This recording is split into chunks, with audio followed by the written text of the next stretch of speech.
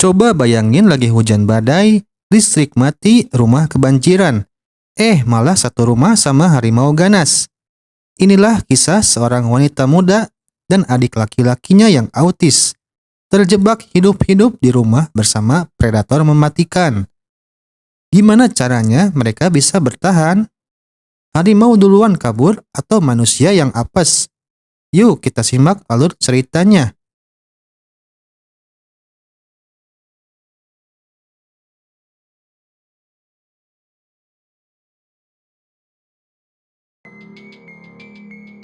Cerita dimulai dari John, seorang pria yang berniat membeli seekor harimau dari mantan pegawai sirkus. Transaksi mereka terjadi di pinggir jalan. Awalnya John ragu karena harimau itu terlihat jinak dan tidak agresif. Padahal ia ingin membangun taman safari untuk bisnis barunya. Tapi si penjual bilang, harimau ini dijuluki iblis karena pernah mengamuk di sirkus dan bahkan memangsa kuda. Mendengar itu, John justru berubah pikiran dan akhirnya membeli harimau tersebut. Di sisi lain, Kelly, anak tiri John, sedang berada di rumah sakit bersama adiknya, Tom, yang mengidap autisme. Mereka berniat menitipkan Tom agar bisa dirawat selama Kelly kuliah. Namun pihak rumah sakit menolak karena biaya belum dibayar. Kelly pun menelpon bank untuk mengecek rekening dan disitulah ia kaget. Seluruh uangnya sudah ditarik John demi membeli harimau tersebut. Kelly akhirnya pulang ke rumah bersama Tom untuk menemui John. Saat itu John sudah membawa beberapa hewan ke halaman rumah, termasuk harimau yang baru dibelinya. Ia juga memerintahkan para pekerja menutup jendela dan pintu dengan papan sebagai persiapan menghadapi badai. Namun kejadian buruk terjadi. Salah satu pekerja terluka di jarinya setelah diserang harimau saat terlalu dekat.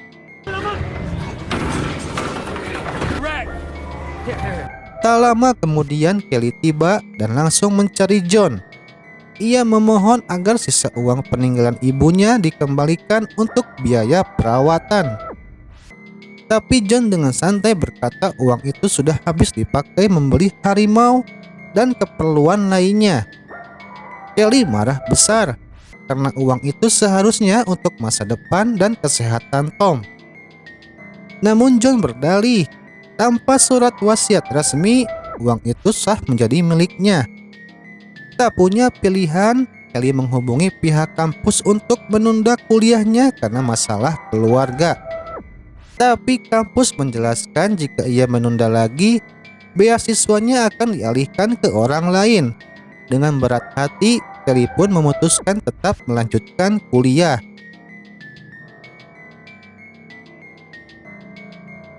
Setelah pulang dan menidurkan Tom, Kelly ikut tertidur.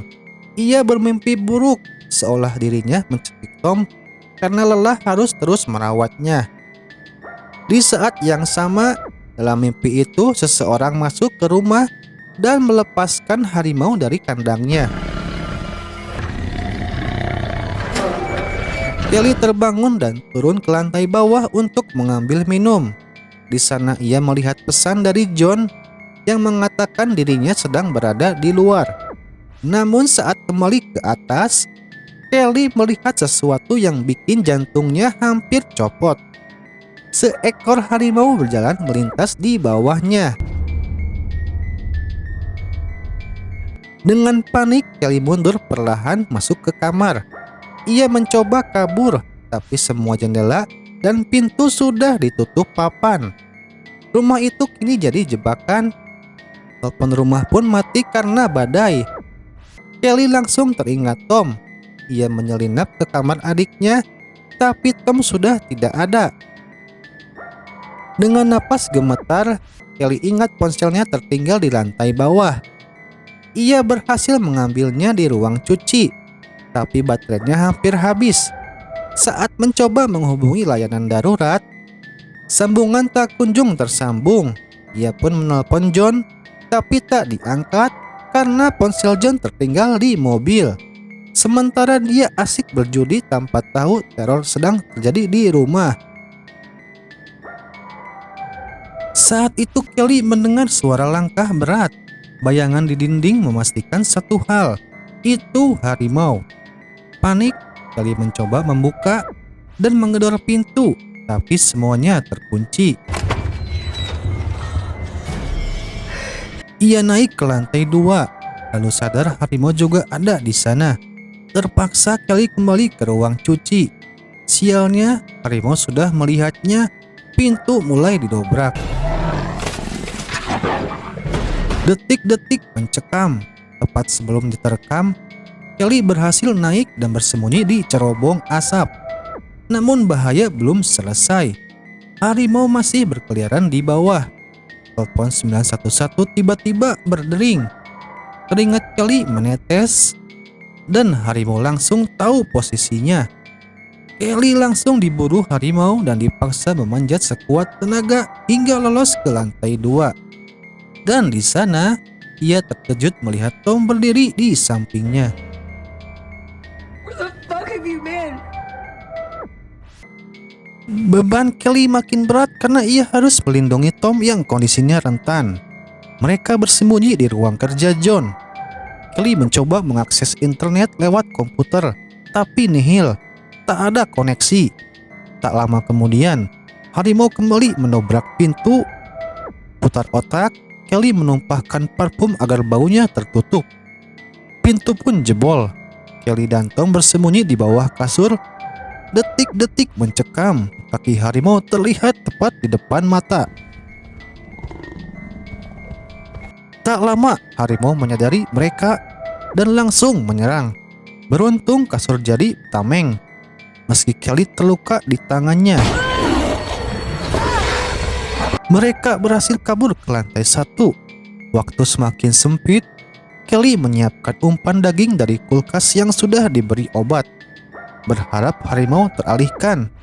Dan benar saja, harimau turun dan memakan umpan itu, sementara Kelly dan Tom kembali bersembunyi.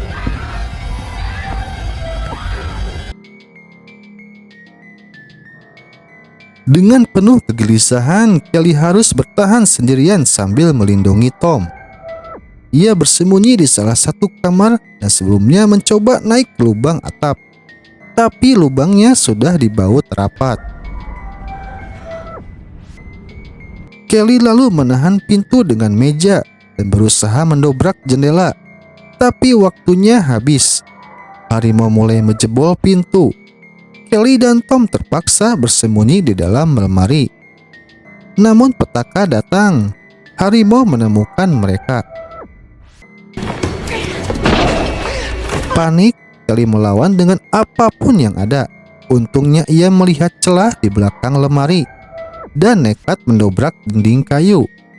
Tembok jebol, mereka lolos, meski kaki Kelly terluka akibat cakaran.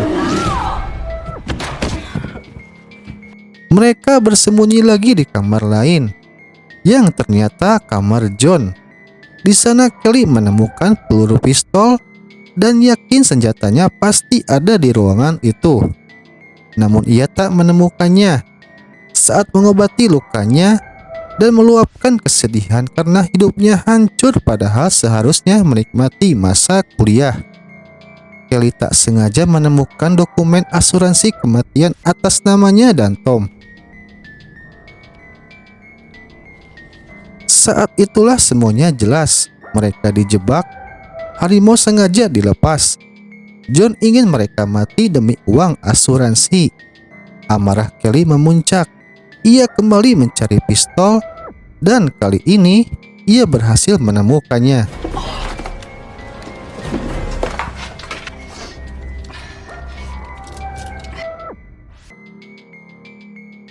Kelly nekat menyelinap keluar kamar dan menyuruh Tom bersembunyi di ruang cuci.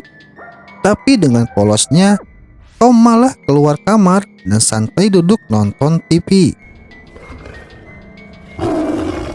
Waktu makin mepet, Kelly bersiap menembak saat harimau membelakanginya. Sialnya, peluru pertama kosong. Kelly langsung kabur dan bersembunyi di bawah meja. Melihat Tom sama sekali tak menunjukkan rasa takut, Kelly nekat memancing harimau menjauh. Ia berlari ke ruang cuci sambil menghindari serangan brutal sang harimau. Di tengah kekacauan itu, Kelly menemukan satu jendela yang belum dipaku. Dengan sisa tenaga, ia berhasil keluar rumah. Namun badai masih mengamuk. Kelly masuk ke mobil, tapi bayangan ibunya dan Tom terus menghantui pikirannya. Ia tak sanggup pergi.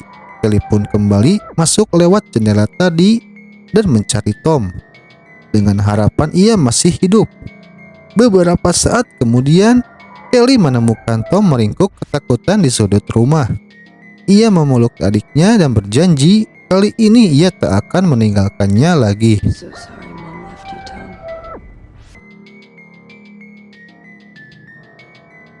Kelly dan Tom mengendap masuk ke kamar mandi, bersiap untuk satu usaha terakhir melarikan diri dari harimau. Rumah sudah setengah gelap, listrik mati, suasana makin mencekam.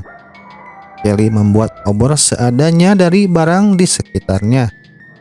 Kini ia siap bertaruh nyawa.